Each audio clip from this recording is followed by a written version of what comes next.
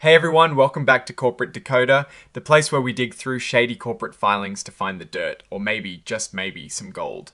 Today we're looking at Celularity Inc. and their latest report, which reads like a shareholders meeting where everyone's trying to act normal after a bumpy ride. So what exactly is going on with Celularity Inc. and why should you care? Stick around as we decode this filing and see what the company is really telling us. And before we dive into the nitty-gritty, if you like getting these unfiltered insights directly from corporate documents, make sure you are subscribed. We also have a Discord community linked in the description below where we break down even more of these filings. Alright, let's get straight into it. This is a Form 8K report, which basically means something significant happened, and the company needs to tell the US Securities and Exchange Commission, or the SEC, about it pretty quickly.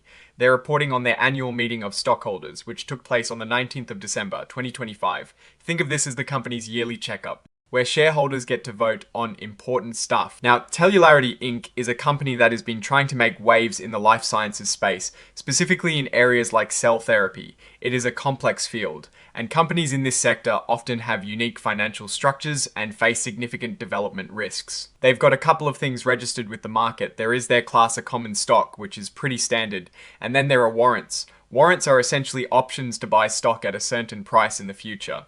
In Celularity's case, these warrants are for 1/10 of a share and have an exercise price of $11.5 per S-share. This tells us investors are betting on the stock price going up significantly if they exercise these warrants. Now let's get to the voting. The first big item was electing new directors. Think of directors as the people who steer the ship. The company presented 3 nominees for Class I directors meant to serve until 2028. And here is where it gets interesting. For Peter Diamandis, Maryland, there were 4,710,208 votes in favor, but a whopping 9,890,022 votes withheld. That is almost double the number of withheld votes compared to votes for. The same story repeats for Diane Parks and Jeffrey Ling, Maryland, while they were elected. The significant number of withheld votes suggests a lack of enthusiastic support from a portion of the shareholders. It is like getting a B- when you were hoping for an A+. This could signal dissatisfaction with the current board or a desire for different leadership or strategies. Next up, Proposal 2. This was about ratifying the appointment of EisnerAmper LLP as their independent auditors for the fiscal year ending the 31st of December 2025. This is pretty standard housekeeping. Auditors check the company's financial statements to make sure they're accurate and follow all the rules. The results here were overwhelmingly positive, with 1,050,276 votes for and very few against or abstentions. This indicates shareholder confidence in the auditor chosen to keep the company's financial house in order. Now, for Proposal 3, things took a downturn. The shareholders voted against amending the company's 2021 Equity Incentive Plan.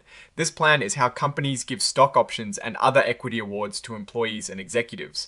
They wanted to increase the number of shares available for these awards by 350,000. The results show only 4,342,023 votes in favour, while a massive 890,138 votes were against it, and a staggering 9,368,069 votes were abstained.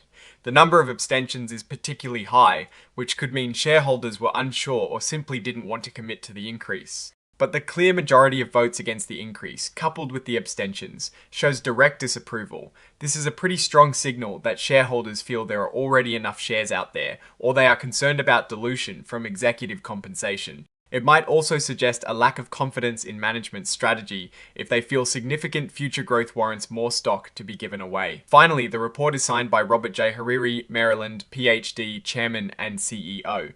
This shows the official sign-off from the top brass. So let's put on our investor hats and look at the bigger picture. Celularity Inc. is in a very competitive and capital-intensive industry. The votes cast, especially the withheld votes for directors and the rejection of the equity incentive plan increase, paint a picture of shareholder unease. While the ratification of the auditor is a positive, the other 2 proposals suggest that shareholders are looking for more clarity, perhaps better performance, or a more conservative approach to equity dilution.